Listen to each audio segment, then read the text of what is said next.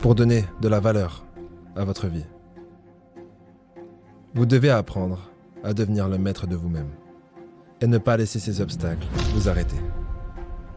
Il y a 5 erreurs à ne pas commettre face à ces obstacles qui ont le pouvoir de détruire toutes vos chances de réussir à atteindre le sommet de la montagne. Cette montagne représente votre rêve le plus fou, quel qu'il soit.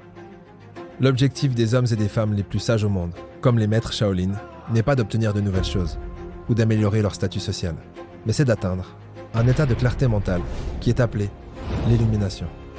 Pour ceux qui ont décidé de gravir cette montagne, qu'elle représente l'atteignement d'un objectif dans le monde matériel ou immatériel, vous devrez faire face à ces 5 obstacles qui vous gâchent secrètement la vie. À travers votre évolution personnelle, vous ferez face à des challenges. Ces challenges vous ralentiront et certains d'entre eux vous empêcheront même de continuer et de grimper cette montagne. Dans le temple Shaolin, on appelle ces challenges les 5 obstacles. Les 5 obstacles décrivent différents états d'esprit. Dans ces états d'esprit, il devient très difficile de voir clairement et du coup de prendre les bonnes décisions. Le premier obstacle est appelé désir sensoriel. Le désir des sens apparaît lorsque vous portez votre attention sur quelque chose qui vous donne des émotions positives. Ces émotions positives peuvent provenir de ces 5 portes de votre corps. Voir, entendre, sentir, goûter et ressentir. Donc, dans votre esprit, vous êtes en train de grimper cette montagne. Après 1 kilomètre de marche, vous découvrez un restaurant magnifique, rempli avec des gens magnifiques. Vous sentez la délicieuse odeur de la nourriture et de l'énorme variété de breuvages. Lorsque vous suivez cette tentation,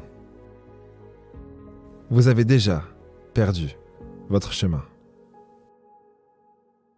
C'est l'histoire d'un maître et de son élève qui traversent une forêt pour rejoindre leur temple. Ils en ont pour une journée entière de marche. À un moment, ils font face à une rivière. Et sur le bord de la rivière, ils aperçoivent une jeune femme.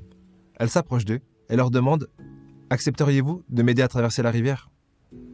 Le maître accepta. Il l'a pris sur son dos pour l'aider à traverser cette rivière. Arrivé de l'autre côté de la rivière, chacun reprit son chemin. Après plus de 2 heures de marche, l'élève demanda à son maître « Maître, qu'est-ce que ça vous a fait de porter cette femme sur votre dos ?» Après un long silence, le maître répondit « À toi de me le dire. Je ne l'ai portée que 2 minutes, le temps de traverser la rivière. Mais toi, ça fait 2 heures que tu la portes, dans ta tête. Lorsque vous êtes enfin en train de faire ce que vous avez à faire, vous êtes sur votre chemin, concentré. D'un coup, ça devient un peu ennuyant. Ou vous faites face à des difficultés. À ce moment-là, votre cerveau va commencer, pour vous soulager et vous aider, à vous envoyer des images de qu'est-ce qui pourrait vous soulager. L'idée, ce serait de ne pas s'attacher à ces images et de se dire que si vous êtes là où vous êtes quand vous y êtes, vous serez plus efficace. Et n'oubliez pas que ce qui vous torture vraiment, ce n'est pas la difficulté ou l'ennui, mais c'est l'attachement que vous avez à ces images. Le deuxième obstacle, la mauvaise volonté, décrit par un état d'esprit qui prend naissance dans une émotion négative. Dans cet état d'esprit, vous avez une aversion, un rejet, ou simplement un dégoût contre un objet, une situation, ou même peut-être une personne. Pour simplifier, cela veut dire, vous êtes en train de grimper la montagne et il commence à pleuvoir. Mais vous n'aimez pas la pluie. Vous découvrez que le chemin est caillouteux, mais vous n'aimez pas les chemins caillouteux.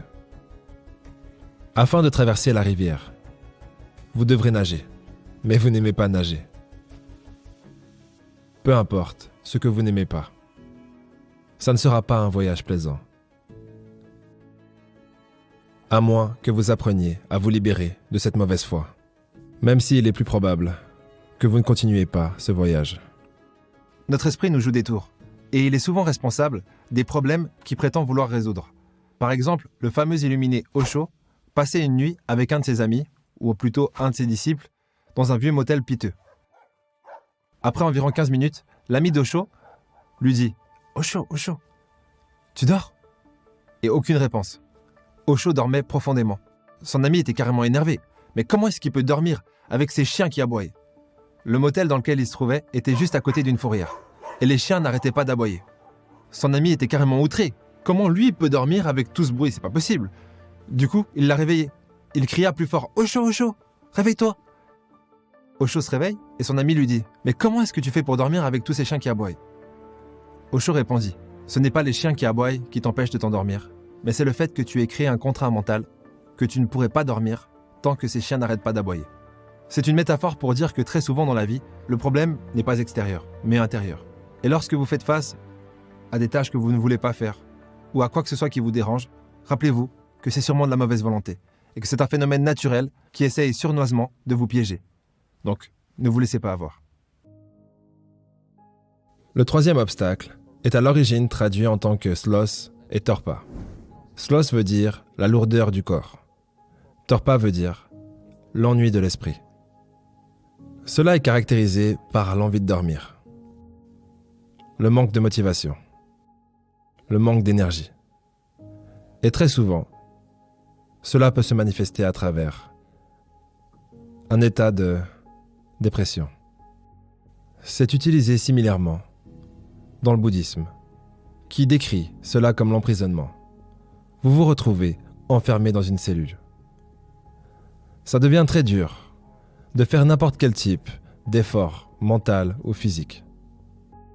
Donc, dans le but de continuer sur votre chemin, il ne reste qu'une seule option. Vous devrez trouver une façon de sortir de ce trou, de cette cellule. Vous savez déjà que les prisons sont surpeuplées et que c'est un problème énorme.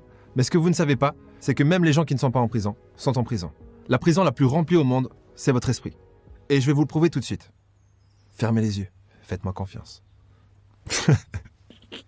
Non, faites jamais ça d'ailleurs. Si quelqu'un vous dit de le faire, faites-le pas. Fermez pas les yeux. Et surtout, n'allez pas ramasser la savonnette. Plus sérieusement, chaque minute que vous passez éveillé, vous est volée. Mais bien sûr, sans que vous vous en rendiez compte. Imaginons que maintenant, je vais penser que ce que j'ai décidé de penser. Ce n'est pas possible, parce que les pensées apparaissent de nulle part et je ne les choisis pas. Donc là, je vais attendre et quelque chose va bien finir par apparaître. Ce n'est pas un problème. Mais si je crois que ça vient de moi, si je crois que c'est moi qui pense cette chose, et bien du coup, cette pensée se transforme en prison. Parce qu'elle mène à une autre pensée, qui mène à une autre pensée, qui mène à une autre pensée. Et ensuite, je vais passer toute ma journée à croire que c'est moi qui pense, jusqu'à ce que je m'endorme d'épuisement. Alors que si vous faites cet exercice, vous fermez les yeux et vous attendez que des pensées apparaissent. Souvent, vous allez vous faire avoir. Et du coup, vous allez penser comme si vous pensiez à la première personne. Mais dès que vous réalisez que j'ai pas fondamentalement décidé de repenser, donc cette pensée apparaît de nulle part et elle me fait croire que c'est moi qui pense. Donc vous arrêtez de l'alimenter avec votre énergie. Et d'un coup, vous vous reconnectez à vos sens. Vous ne finissez pas votre pensée. Vous n'allez pas au bout de cette pensée. Parce qu'il n'y a pas de bout. Vous la diluez comme ça. Et d'un coup, il y a une autre, en moins d'une minute, il y a une autre pensée à laquelle vous êtes inconsciemment en train de vous identifier. Vous vous en rendez compte, vous annulez. Et vous faites ça 10, 20, 30 fois de suite. Vous allez réaliser qu'en fait, votre cerveau essaye de trouver toutes les manigances possibles pour que vous vous identifiez à n'importe quelle pensée. Maintenant, le quatrième obstacle, c'est l'agitation. C'est l'état d'un esprit instable. Un esprit agité s'inquiète soit pour le futur ou voyage dans le passé en rejetant et en repensant à un événement qui s'est produit dans le passé. On appelle ça souvent l'esprit de singe. Constamment en train de sauter d'une branche à une autre, incapable de rester pour un instant dans le moment présent. Il y a plein de façons de calmer l'agitation mentale, mais une façon efficace, qui est d'ailleurs pratiquée par les moines, c'est simplement de vous mettre comme ça et de marcher lentement. Et lorsque vous posez votre pied gauche par terre, vous dites gauche, Lorsque vous posez votre pied droit par terre, vous dites droite. Vous marchez comme ça. Droite, gauche, droite, gauche. Et ce que vous allez sûrement vous dire en faisant ça, c'est « Ouais, mais là, je perds mon temps à dire droite-gauche. Je pourrais penser des choses un peu plus constructives. » Mais non, en réalité, vous perdez votre temps quand vous pensez en automatique. Vous gagnez du temps à apprendre à faire ça. Parce que lorsque vous devrez faire face à une difficulté ou à une tâche ennuyeuse, mais que vous devez faire, vous serez capable de sortir de ce torrent de pensée automatique pour faire cette tâche. En gros, c'est un entraînement. Maintenant, le dernier obstacle s'appelle le doute. Et c'est très proche d'un état d'esprit qui est basé sur l'indécision. C'est très facile, dans cet état d'esprit, de se perdre dans des pensées. Est-ce que je peux faire ça? Est-ce que c'est le bon chemin? Qu'est-ce que les autres diront? Que se passera-t-il si ou ça? Votre esprit ne peut plus se synchroniser avec vos propres actions. Et le résultat, c'est que vous êtes déconnecté avec le but et l'inspiration que vous vous étiez une fois fixé. Quand le chemin est rempli par trop de pensées, le plus souvent, vous vous arrêterez à la place d'avancer. Il y a un remède très efficace contre le doute et l'indécision. C'est simplement de foncer tête baissée. Parce que lorsque vous pensez sur une pensée d'une pensée, vous êtes carrément fou. Il n'y a plus de substance, il n'y a plus rien à penser. Vous êtes dans le monde des rêves. Par contre, si vous foncez tête baissée et que ça se passe mal, eh bien maintenant vous avez quelque chose sur quoi penser. Et vous allez pouvoir, du coup, affiner votre stratégie. Vous aurez besoin de vous aligner et de structurer votre vie d'une façon qui permettra d'empêcher ces obstacles d'apparaître. Si vous n'y arrivez pas,